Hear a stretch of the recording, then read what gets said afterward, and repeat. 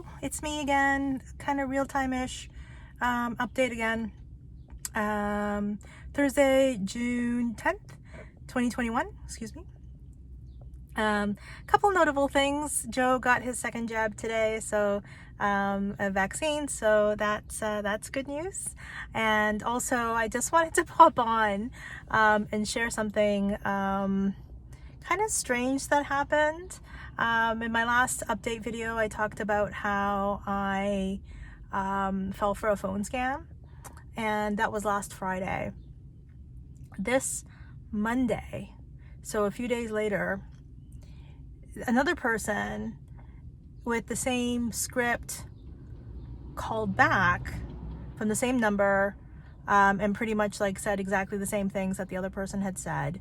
This time around though, I saw the number, recognized it, and kind of got my wits about me and sort of like listened to what the guy was saying, and realized like they had like a lot of information. They had the kind of credit card that I had, like the last 4 digits, my full name, something else I can't remember. But I'm like, it kind of makes sense that like amongst the, with the information that they had about me, plus feeling like, oh, like kind of in this emergency mode of like, I can't, believe that somebody has,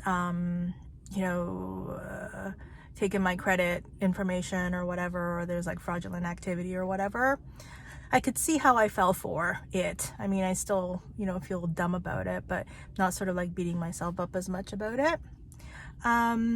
So anyway, this other person called back, and this particular person happened to be more, I don't know, like more communicative than the other person. And I just sort of like let him do his spiel and so forth. But then eventually I just said to him, it's like, well, my feeling is actually that you're not calling from a fraud department, but that you yourself are trying to defraud me. And the guy got like defensive and, like, no, that's not true and all this kind of stuff. And then I said, well, the thing is this, is that somebody saying pretty much exactly the same thing that you're telling me called me on Friday, and, and kind of gave him some other things like, I was told that there was this service called LifeLock that, that because you want to be able to protect your customers and all this kind of stuff. And I said, you haven't said any of that, but I bet you that's part of your spiel too.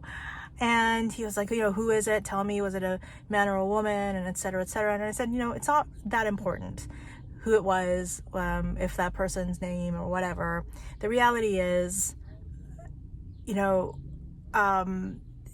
clearly this isn't something that's legit. And I said, and I also want to let you know that I'm somebody that's going through, a health situation, going through treatment, and that, you have your own reasons for doing what you're doing.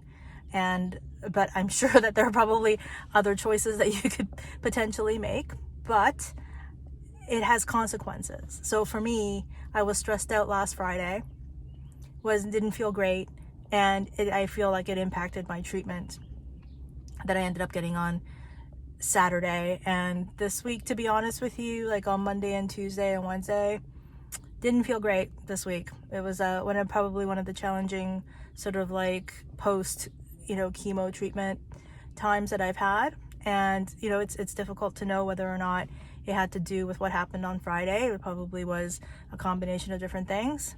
But, I kind of told him, like, that's sort of, what I'm going through. And I said, you could, whatever you're telling me, I could look up on the internet. It's not going to be there. But the information that you have on me, if you were to look me up, you will see that everything that I'm telling you right now is the truth.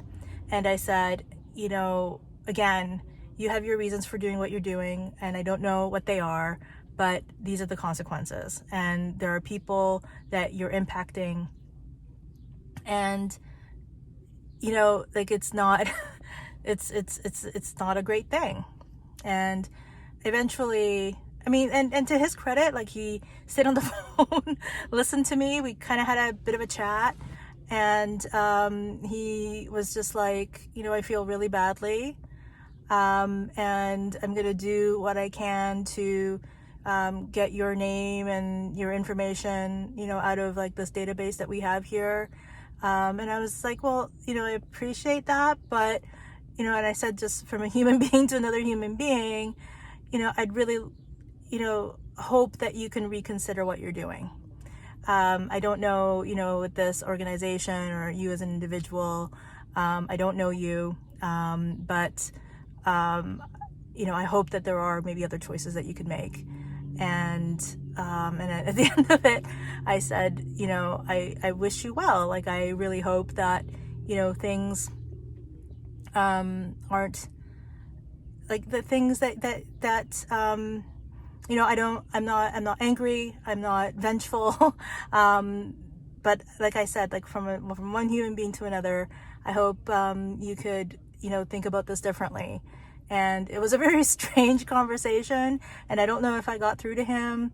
It sounded like it. I mean, we were on the phone for a good number of minutes, and he was just saying how badly he felt. So I hope that maybe there was a bit of a difference that our conversation made. And even if it's one guy who decides to maybe not do this kind of work anymore, I feel like maybe it was worth it. So anyway, just wanted to share that. And yeah, that's it. So I guess it's another hopeful win for Love and Care. And I hope that you are taking care of yourself. And I send love and care to you. Chef's kiss, and I'll talk to you again real soon. Bye.